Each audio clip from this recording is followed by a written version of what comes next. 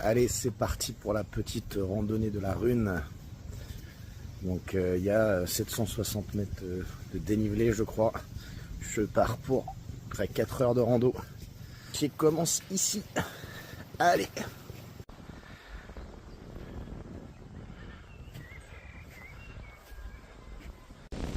Regardez-moi cette vue. Je pense que j'ai même pas fait un tiers du parcours. Mais je pense que c'est un peu de la récompense déjà. On continue. Allez. Ah bah, je peux vous garantir une chose. Tout le monde en parle en entrepreneuriat. Alors c'est on ne peut plus parlant en ce moment. Ne jamais se comparer au rythme des autres. Sinon t'es mort. Là, je suis en train de galérer moi dès le premier tiers. T'en as qui sont en train de courir. Soit en descendant, soit en montant. Puis il te regarde, il dit bon courage hein. Ouais merci. Même pas mal. Donc le plus important c'est clairement son propre chemin. Regarde ça. Bim. La route est longue. Alors hein, je vais pas faire dans l'originalité. Mais c'est que le chemin qui est important. Tout le reste on s'en fout. Il y a un truc important aussi. À chaque étape du chemin tu trouves des petits anges gardiens. Des personnes qui sont là pour t'aider. De bon cœur. Ils s'attendent rien en leur retour. Au premier tiers et au premier tiers. Regardez. Petits animaux sauvages là. C'est splendide. C'est splendide. Oui, ce que je vous disais. Il court le mec. Et voilà. Il court. Il y a une chose qui est sûre. Dans l'entrepreneuriat, c'est clairement un chemin en plateau. Comme un escalier. Il y a des moments, c'est extrêmement difficile. Ça grimpe très dur, très fort. Faut pas lâcher. Et à d'autres moments, c'est beaucoup plus paisible. Je dois être à la moitié à peu près. Et là, j'ai une petite accalmie. Du coup, je savoure parce qu'il y a un vent qui vient de se lever qui est incroyable. Donc, allez, on continue. Vous voyez, c'est ça que je vise. Coucou. Coucou la Rhune. Allez, je m'autorise une petite pause de 2 minutes. Tant que le temps s'est un petit peu calmé au niveau du vent. Il y a un truc qui a tendance à m'exaspérer profondément dans l'entrepreneuriat. C'est qu'on n'entend jamais la majorité silencieuse. On nous montre des mecs ou des nanas qui sont splendides avec le sourire Colgate et puis le teint hâlé. Sauf que la réalité c'est que t'en as la grande majorité qui galèrent, qui grossissent, qui se tirent sur la couenne, qui fument beaucoup trop, qui boivent beaucoup trop et qui font comme ils peuvent avec ce qu'ils sont dans la difficulté qui leur sont demandées. Donc je trouve que c'est important aussi d'en reparler de ça. Parce qu'il n'y a pas un chemin quoi, il y a pas le. C'est un peu le blond dans Gad Elmaleh quoi. C'est non, je comprends pas le problème. Oh non, je veux dire, tu sais, tu fais ton premier million, ton deuxième million, puis tout va bien se passer. Mais ouais, mais ça marche pas comme ça. Grand bien leur face, hein. Si ça a été hyper simple, ou en tout cas s'ils montrent que ça a été simple. La réalité des choses, c'est que c'est une vraie vocation et qu'au début c'est très difficile et qu'on finit par aimer la difficulté. Allez, je reprends la route. Il y a un truc que j'ai remarqué aussi dans l'entrepreneuriat, ou d'ailleurs même plus largement dans la vie, c'est cette notion de second souffle. C'est-à-dire que tu as l'excitation et tout, donc tu sais pas encore ce que c'est que la douleur. Puis assez vite finalement, elle arrive. Et tu crois que tu vas t'effondrer de limite dès le début. Et puis en fait, tu trouves la force à un moment donné. Tu sais pas trop comment, mais de continuer. Puis là, t'as une petite accalmie, on va dire. Et puis bam, ça recommence. Et c'est encore plus dur que la première fois. Et tu crois vraiment que là, ça y est, tu vas t'effondrer. Que c'est la fin. Et là encore, tu retrouves un second souffle. Alors, je parlais tout à l'heure des anges gardiens. C'est des gens que tu croises, qui te disent des phrases, qui font des actions, qui te redonnent de l'élan. Puis c'est les petites victoires. Et puis c'est tes collabs, tes associés. C'est toutes ces petites choses qui font que tu retrouves toujours une force supplémentaire. Et au final, on se rend même plus compte qu'on est devenu beaucoup plus fort qu'au tout début qu'on a commencé. Mais vu qu'on est tout le temps en train de regarder l'avenir, très rarement le passé, et peu le présent malheureusement, eh ben on s'en rend plus compte. Et c'est tellement important réussir à trouver la force de s'arrêter 3 secondes, puis de se dire là, en vrai, je suis assez fier de moi. Et hop, comme ça redonne de l'élan pour la prochaine difficulté. Allez, ça continue. Ça continue, ça continue. Regardez comme c'est beau.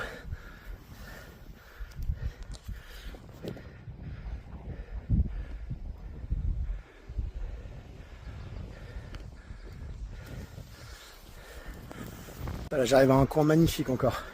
Regardez. C'est un petit sous-bois là. Ouf.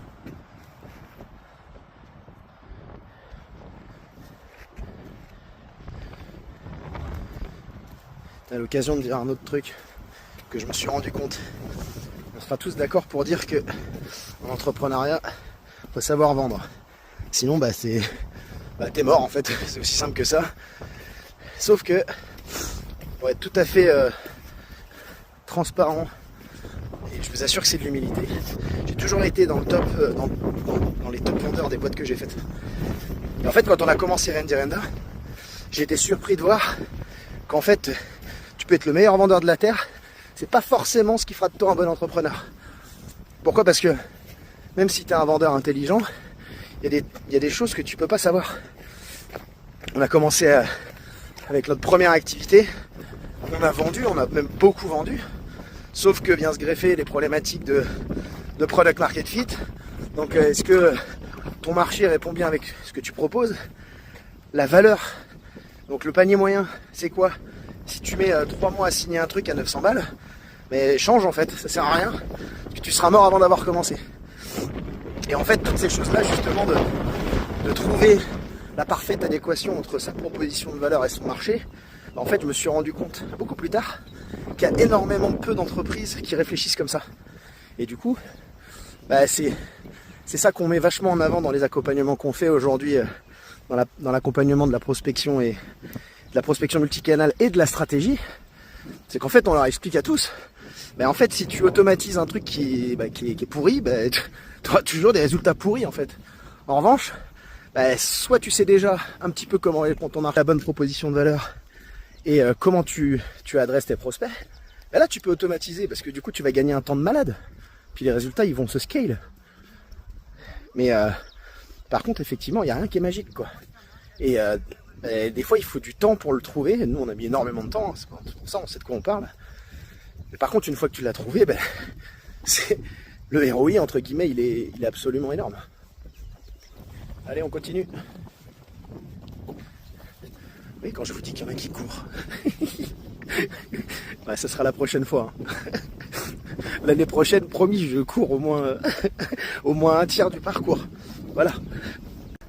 Alors c'est assez drôle. Mon instinct me disait que j'étais au dernier tiers. Donc là, je vois bien le haut. Regardez. Et du coup, je me suis arrêté, j'ai croisé cette dame très sympathique là. Et je lui ai demandé, elle m'a confirmé, c'était bien le dernier tiers. Donc je suis très content. Sauf que j'ai eu la bonne idée de lui demander, est-ce que c'est un tiers qui grimpe ? Elle dit, ah bah c'est le pire. Hein. Ah c'est le pire. C'est là qu'il y a le plus de dénivelé, etc. Ok. Bon moralité, faut pas forcément toujours poser les questions. Parce que c'est en faisant que tu sauras si c'est difficile ou pas. Hein. Allez. On va faire chauffer les mollets. Allez, toujours dans le dernier tiers. Mais bon, on en voit le coup quand même. Et je confirme, hein, c'est vrai que ça grimpe dur. Et franchement pour moi, 100 fois, le plus dur c'était le début. Mais vraiment, il n'y a même pas de commune mesure. Je sens en vrai que là ça va quoi. Vraiment second souffle quoi. Et limite je commence à prendre du vrai plaisir. Regardez ça, non mais c'est incroyable, c'est incroyable, c'est vraiment ma vraie première rando quoi. Et là vraiment, gros kiff. Je pense que c'est une leçon aussi importante que j'ai apprise. En vrai là ça va carrément. Et en fait je me suis rendu, faut pas attendre d'être complètement cramé pour s'arrêter et se reposer. Je me suis rendu compte que j'avais très peu bu d'eau. ça c'est hyper important. Je vais être très honnête, j'ai mis vachement de temps à couper là depuis décembre. Il aurait fallu que je m'arrête plus tôt. J'étais cramé. Sauf que je me disais, ben non, c'est pas possible, il y a ceci, il y a cela à faire, etc. Alors qu'en fait, quand tu t'imposes les choses positives, tu trouves toujours les solutions en termes d'organisation pour pouvoir les faire. Donc, prévention, anticipation dans le repos pour que l'effort dans la durée se passe très bien. En vrai, je continue de me rapprocher du but, mais il y a un truc quand même qui est super important, c'est que là j'ai un point de vue qui te permet quand même de voir le chemin parcouru. Et ça, c'est important. Tu vois tous les chemins là qui descendent et tout. Là, tu te rends compte qu'il y a quand même du taf quoi. Là ça repart tout là-bas. Donc je sais pas si vous voyez bien mais. Allez on va dire le dernier 5e qui me reste. Yallah. Je vais pas vous mentir, là les derniers mètres sont hyper difficiles. Mais le truc c'est que tu penses même pas en fait. Avec tout ce que tu as accompli, tu penses même pas à la possibilité même d'arrêter en fait. Et ça j'aime bien ce parallèle, regardez. En fait tu as deux possibilités pour monter à la Rune. Soit tu prends le train, voilà, soit tu fais comme moi, tu vas à pied quoi. Alors c'est, est-ce que les premiers arrivés sont ceux qui vont le plus loin? Bah je suis pas convaincu. Parce que les mecs en train, c'est évident qu'ils sont arrivés avant moi. Mais l'entraînement à la résistance, eux ils l'ont pas appris. Et moi si.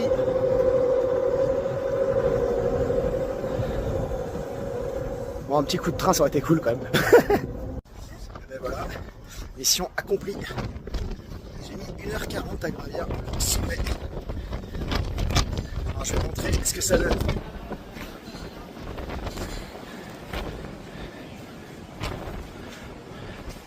Oh, c'est incroyable.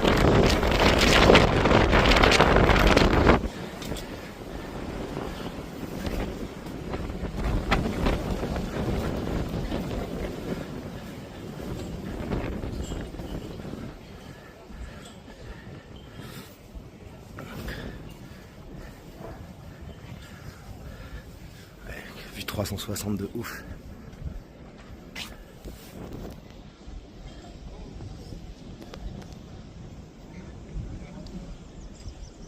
Entre mer et montagne. Alors, je vais pas vous mentir, je suis assez fier de moi. Je suis assez fier de moi. J'avais même pas vu, mais le meilleur spot c'est celui-là. Et là, bim!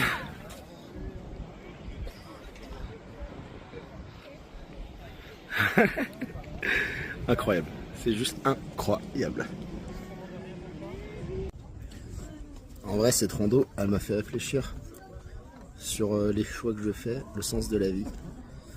Et j'ai décidé de ne plus jamais boire une bière, ni de fumer une clope. Voilà, je vais me faire une hygiène de vie de fou. Je vais faire des randos tous les jours. Oh mince! Allez, après un bon petit repos bien mérité, on repart pour la descente. Allez, je tiens encore à cet endroit magique. On a d'ailleurs une petite pensée pour nos amis qui prennent le train. Bonne éclate les gars. On se retrouve en bas. Eh ben, je suis assez surpris. Je m'attendais à ce que ce soit une balade de santé, cette descente. Mais pas tant que ça. Pas tant que ça pour plusieurs raisons. La première, c'est que c'est rocailleux de fou, que ça descend en pente. Donc le moindre faux pas peut te faire très mal, notamment aux chevilles. Et puis, il y a une deuxième raison, c'est que c'est bien de célébrer les victoires. Mais moi j'ai fait une petite erreur, typiquement, je me suis arrêté un petit peu trop longtemps. Ce qui fait que ton corps, il arrête d'être en énergie. Et quand tu recommences, eh ben, c'est un peu comme au début en fait. Faut se mettre en rythme, faut se mettre en jambes. Donc Donc j'aurais pas dû m'arrêter aussi longtemps. Mais bon, en même temps, je voulais profiter de cette vue splendide. Je vais prendre mon temps et je vais essayer d'apprécier la descente autant que la montée. Donc je vous retrouve en bas.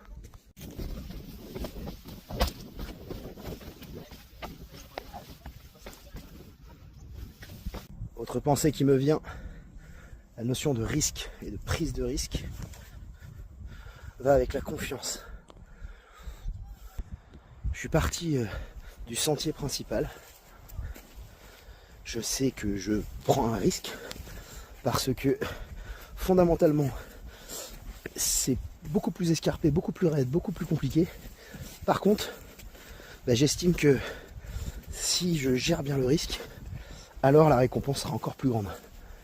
Et ça, parfois ça vaut le coup. Et pour moi, ça vient avec la confiance, parce qu'en fait, les premières victoires que tu peux avoir, elles te permettent d'amplifier ta prise de risque. Si t'es pas en conf et que tu as tes jambes qui flageolent, c'est impossible en fait. Le risque, il est trop fortement perçu par le mental. Donc voilà, j'ai réussi à retrouver le sentier principal. Ça fait 3-4 fois que je le fais. Et du coup, en fait, je gagne. Je coupe à travers champ, en fait. Exemple, là, j'ai fait ça au lieu de passer par là. Et que c'est escarpé, et ça remonte, et machin, etc. Et je suis passé tout droit, en fait. Allez. Bon, je suis pas un génie de la rando. C'est pour faire des parallèles, vous l'avez compris. Tiens, ça, c'est un parallèle que je trouve assez joli. T'as deux arbres qui sont renversés, qui avaient une certaine taille quand même. Et en fait, on se rend jamais compte quand on observe un arbre, le bazar que c'est en dessous pour que ça tienne droit. Et quand je dis bazar, c'est pas négatif, c'est les ramifications des racines, comment elles ont pris des chemins dans la terre de plus en plus profonds, dans toutes les directions, pour que tout l'édifice tienne. Bon là, je sais pas ce qui s'est passé, mais c'est beau comme image. Et je pense que quand on crée sa boîte, c'est la même chose en fait. Au début, les racines, c'est des bébés, donc c'est une jeune pousse au départ. Et puis on rentre de plus en plus en profondeur, et puis forcément, c'est assez symétrique par rapport à la taille de la bâtisse. Donc voilà. Moi je pense que je suis à... Ouais, je dois être peut-être à la moitié maintenant de la descente. Là c'est plus doux quand même. C'est plus doux. Mais j'avoue j'ai une petite ampoule. Je vois ces animaux sauvages là, en pleine nature. Je trouve ça tellement beau. Et ça rappelle pourtant aussi. On fait le choix d'entrepreneuriat aussi par liberté. Donc c'est bien de penser évolution, ascension, business, pognon, finance. C'est bien, mais si on réalisait un tout petit peu plus qu'on était libre à chaque instant, ça ferait pas du mal, je pense. Allez, je continue ma descente. Petite pensée qui me vient. Je sais pas si je la posterai cette vidéo. J'avais pas du tout prévu de faire ça. Puis je me suis laissé prendre au jeu au fur et à mesure. Mais en tout cas, ce qui est sûr, c'est que c'est un peu, je pense, une vidéo, si je la poste, qui sera un hymne aux entrepreneurs silencieux. Parce que j'en ai un peu parlé tout à l'heure, mais il n'y a pas assez d'entrepreneurs qui prennent la parole sur des quotidiens, on va dire, plus classiques, hors les gros succès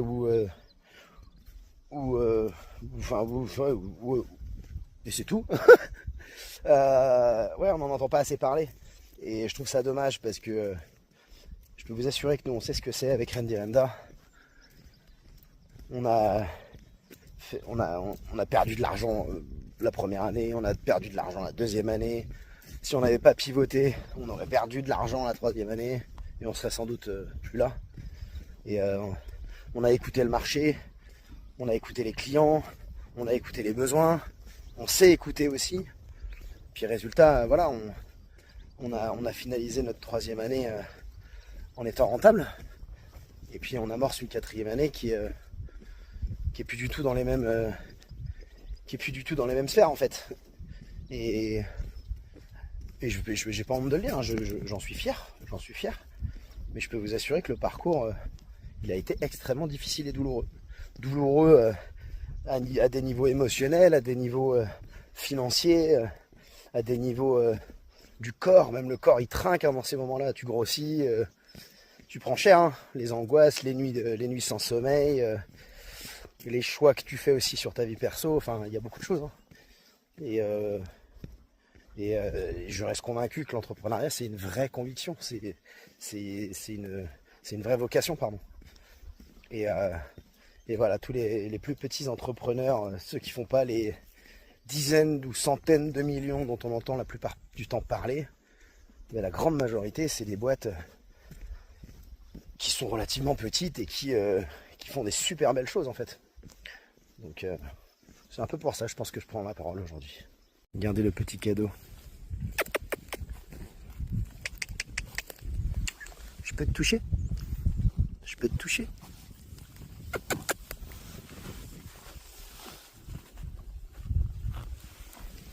Qui sont beaux, regardez. Hop. Le petit cadeau. Je vais pas vous mentir, j'ai l'impression qu'elle en finit pas cette descente. J'en peux plus. Puis là, ça fait 1h15 que je descends. J'ai mis 1h40 à monter. Et pourtant, je me suis pas arrêté. Donc ça m'emmène sur un petit truc, c'est que l'effort, c'est pas le même. Et il est quand même difficile. Et en fait, quand je disais que l'entrepreneuriat, ça fonctionne en strat, en escalier, bah, t'as des trucs des fois qui vont être méga difficiles. Par exemple commercialement. Et puis ça t'y arrive à un moment donné à t'en sortir un peu mieux. Puis tu peux avoir un autre problème, ça va être la trésor, c'est pas le même problème, mais c'est un autre gros problème. Puis après tu vas régler ça et puis tu vas en avoir d'autres, c'est la structuration, c'est l'organisation, c'est les process, c'est tout un tas de choses comme ça. Bon, heureusement, on apprend au fur et à mesure, mais c'est assez curieux ce truc du rapport à l'effort. Et c'est là où je pense que c'est fondamental d'être dans sa zone de génie.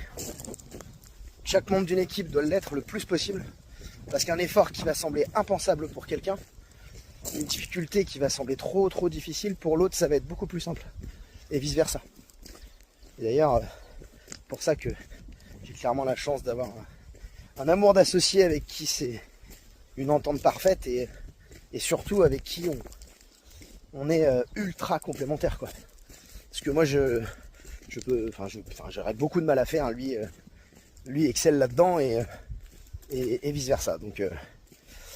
Donc voilà, la petite pastille. Je vous jure que c'est vrai. Descendre, je suis presque arrivé. Je suis à, allez, 50 mètres de la voiture. Et je vois un billet de 20 €. Alors il n'y a personne devant, personne derrière, hein, donc je trouve ça assez curieux. C'est être toi le ciel t'aidera. Et l'argent tombe du ciel. Bon, c'est pas ça qui va faire ma fortune, on va pas se mentir. Mais je trouve que c'est quand même super curieux. Et juste au moment de la descente, quoi. Bon, j'arrive, je sais pas si vous voyez les voitures. J'arrive juste à la fin. Alors je trouve ça drôle. Bon, puis alors pour les puristes, hein, ouais mais fallait le laisser, ça appartenait peut-être à quelqu'un. Ouais mais non, quoi. À un moment donné, quand la vie te fait un cadeau, bah, tu le saisis. Et puis t'en profites. Et ben voilà. Je finis cette rando là-dessus. Je suis arrivé au parking. De la descente, je pensais pas que ça aurait été aussi particulier. Mais en tout cas, je suis clairement assez fier de moi. Encore une fois, hein, c'est pas une rando de malade mental, hein, mais pour un mec qui en fait jamais, bah, c'est une première. Et il y en aura sans doute plein d'autres. Allez, ciao ciao.